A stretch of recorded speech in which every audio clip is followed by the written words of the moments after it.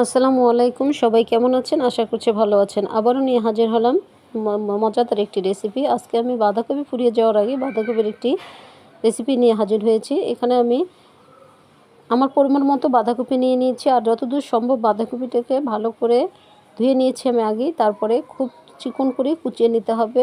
অবশ্যই চেষ্টা করবেন অনেক চিকন করে কুচিয়ে নেওয়ার। আমি দেশি হোম মেকার ওয়েলকাম করছি বরাবরের মতো আরেকটি ভিডিও দেখার জন্য। বাঁধাকপিগুলোকে আমি এইভাবে কুচিয়ে নিয়েছি।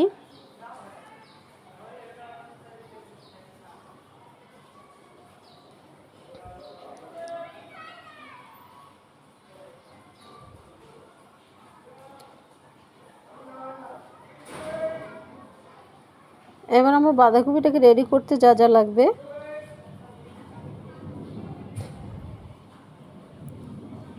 এখানে আমি একটা বোল নিয়ে নিচ্ছি। বাঁধাকপিগুলোকে আমি এর উপরে দিয়ে দিচ্ছি আমি ধনেপাতা কুচি,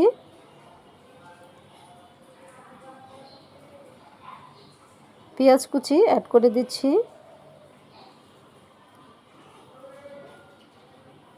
কাঁচামরিচ কুচি দিয়ে দিচ্ছি,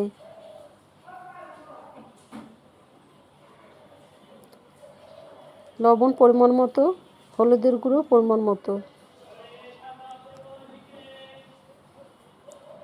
জিরার গুঁড়ো পরিমাণ মতো। এখানে আমি অ্যাড করে দিচ্ছি বেসন 2 চামচ পরিমাণ, দিয়ে দিচ্ছি আমি শুকনো চালের গুঁড়ো 2 চামচের মতো, দিয়ে ভালো করে মিশিয়ে নিচ্ছি। অ্যাড করে দিচ্ছি আমি এখানে একটা ডিম, আপনারা এই ডিমটা বাড়িয়ে দিতে পারেন। ডিমটার সঙ্গে খুব ভালো করে মিক্স করে নিচ্ছি।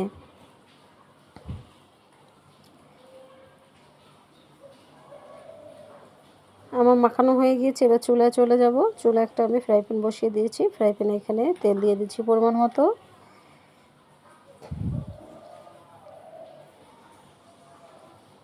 এবার আমি ছোট ছোট করে পাকোড়া ভেজে নেব। বাঁধাকপি ফুরিয়ে যাওয়ার আগে অবশ্যই এই রেসিপিটা একবার হলেও ট্রাই করবেন। বিকালের নাস্তায় বা সন্ধ্যার নাস্তায় জমজমাটভাবে এটা খেতে পারেন। মুচমুচে এই বাঁধাকপির পাকোড়া রেসিপিটি আমি এক পিঠ হয়ে গেলে আরেক পিঠ এভাবে একদমই মুচমুচে করে ভেজে নিচ্ছি। এবার গরম গরম পরিবেশন করুন সাথে টমেটো সস দিয়ে।